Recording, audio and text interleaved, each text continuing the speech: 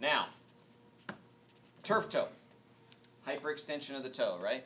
We don't want to let it go that direction. So we're going to use a system that's called a choke chain to prevent it from going in that direction. Okay? And you use choke chains for all different types of tape jobs. But for this tape job, it's probably the best way to do it.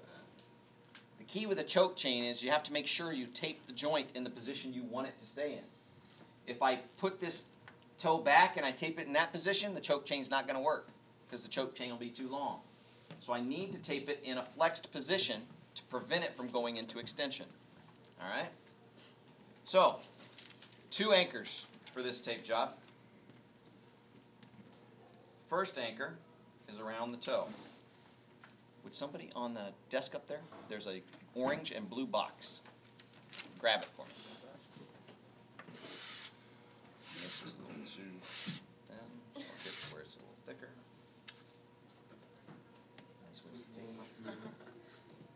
Orange and blue box? That other one, the one in your other hand. Yep. So, the first anchor goes around the toe, the distal toe. Thank you. And I'm going to take it, and I want to make sure that that anchor, my hands are not working today. I don't want this crease on the inside of the toe, because then it'll rub. Does that make sense? I want it on the outside of the toe.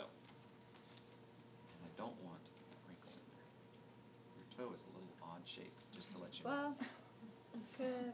So, put that around that toe, okay?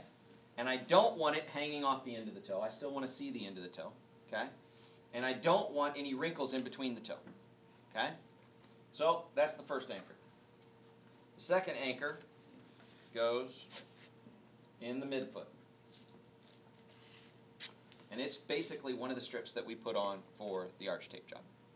All right? Nice and firm around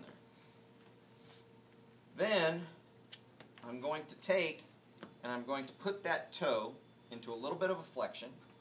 And then I'm going to start medially with a strip that runs from one anchor to the other anchor.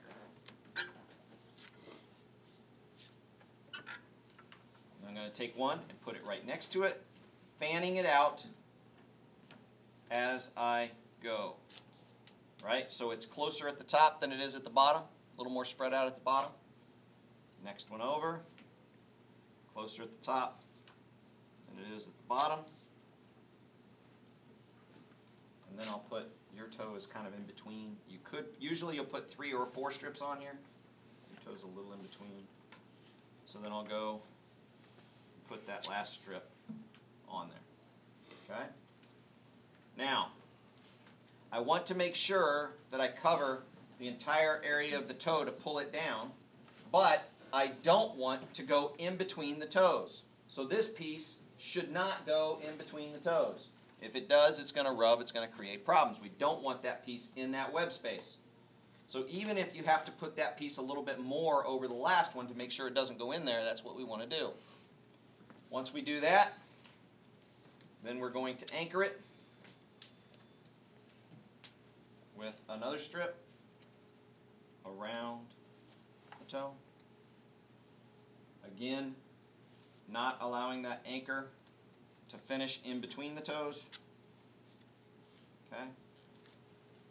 Then we'll take an anchor, put it on the bottom.